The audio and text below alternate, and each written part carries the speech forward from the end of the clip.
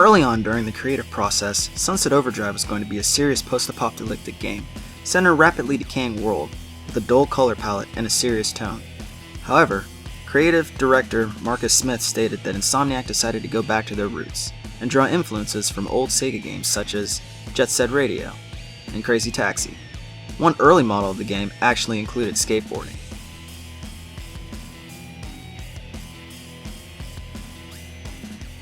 When the game's director Drew Murray would go into pitch meetings for the game, he would loudly play the song "Kick Out the Jams" by MC5.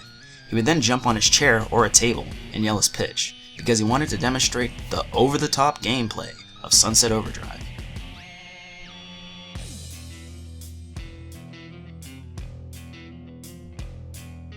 If you choose a male character, he's voiced by Yuri Lowenthal. He's no stranger to fighting mutants, as he's been the voice of Ben Tennyson since 2008. He's also no stranger to over-the-top video games, as he voices Matt Miller in Saints Row III and Saints Row 4.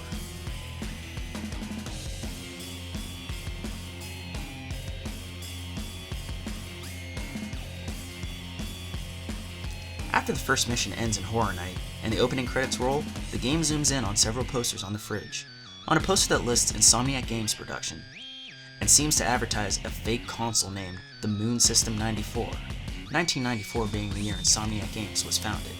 There's a list of games that are actually every game Insomniac has ever made in order of release, but the titles have been changed slightly. For example, Flyro the Wagon, Cashin' and Frank, and Persistence. Now, I'm pretty sure you can figure out what games those are.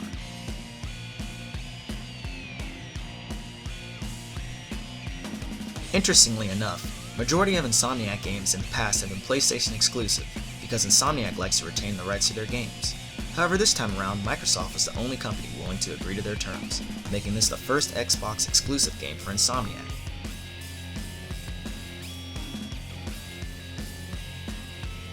Continuing with breaking the trends, Sunset Overdrive only runs at 900p instead of the 1080p that most new games are running. The developers openly stated that there's barely any visible difference between the two resolutions visually, but 900p allows them to place more enemies on screen in a reliable fashion and didn't require any frame drops.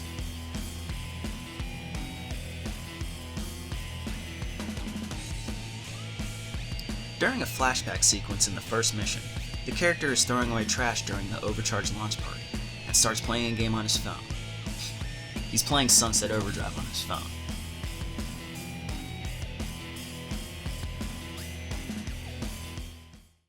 Come on, help a brother out. There's a side mission in the game called Breaking Booze. The mission is made up almost exclusively of Breaking Bad references, such as the mission giver's name is Jess, similar to Jesse Pinkman, one of the main characters of Breaking Bad.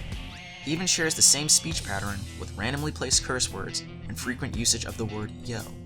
The player helps move the ethanol labeled blue to a construction site in an attempt to hide Jess's operation.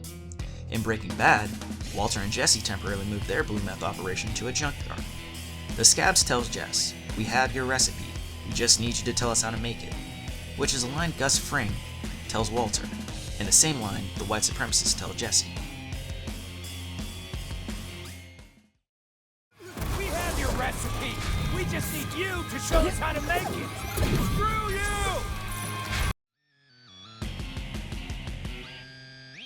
Lastly, the energy drink Overcharged Delirium XT was originally going to be called Overdrive, like the game is titled. However, AMP already has a line of energy drinks called Overdrive. This caused Insomniac to rethink the name of the drink. And that about does it for this episode of Blerd Facts for Sunset Overdrive. What's your favorite Easter egg or reference in the game? I know there's a ton out there, so share some you found that wasn't in this video in the comments below. Also, if you enjoyed watching, go ahead and hit that like button, and subscribe to our channel while you're at it. Alrighty guys, I'm out.